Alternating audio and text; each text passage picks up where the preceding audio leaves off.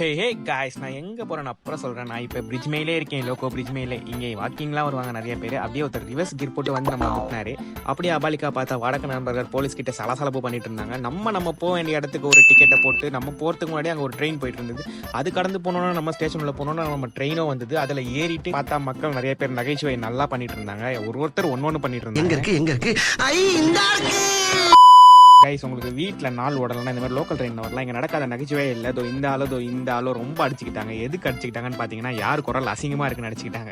அப்புறம் திடீர்னு ஒரு சம்பவம் நடந்தது. மக்கள்லாம் ஓடுற ட்ரெயின்லேயே உள்ளே ஏற ஆரம்பிச்சிட்டாங்க. எதுக்குன்னு பார்த்தீங்கன்னா, சீட்டு பிடிக்கவும் அந்த சைடு பட்டம் இல்லாமல் இந்த சைடு ட்ராக் ஓர சைடு இதுலேருந்து உள்ளே எகிரி குதிக்க ஆரம்பிச்சாங்க. அவன் எப்படி அவ்வளோ லைட் எகிரி குதிச்சான்னு எனக்கே தெரியல.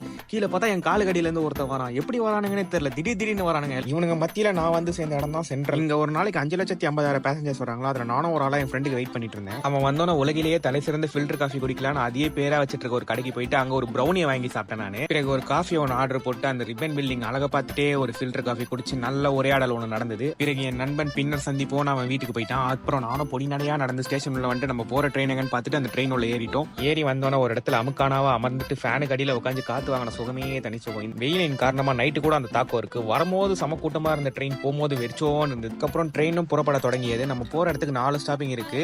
பேசன் பிரிட்ஜ், வியாசார்பாடி, பெரம்பூர் கேரேஜ், அதுக்கப்புறம் லோக்கோ. நம்ம வந்து சேர்ந்த இடத்துக்கு வந்து சேர்ந்த உடனே இறங்கியாச்சு. இறங்கின உடனே வாக்கிங் போட ஸ்டார்ட் பண்ணியாச்சு. ஏன்னா டைம் ரொம்ப ஆயிடுச்சு. கைஸ், இந்த லெஃப்ட் ஹேண்ட் சைடில் பார்த்தீங்கன்னு வச்சுக்கோங்களேன், ஒரு சின்னதாக ஒரு ஸ்டேஷன் மாதிரி இருக்கும். அது எதுக்கு இருக்குன்னே தெரியல. ஆனால் அந்த இடம் ரொம்ப திகலாக இருக்கும்.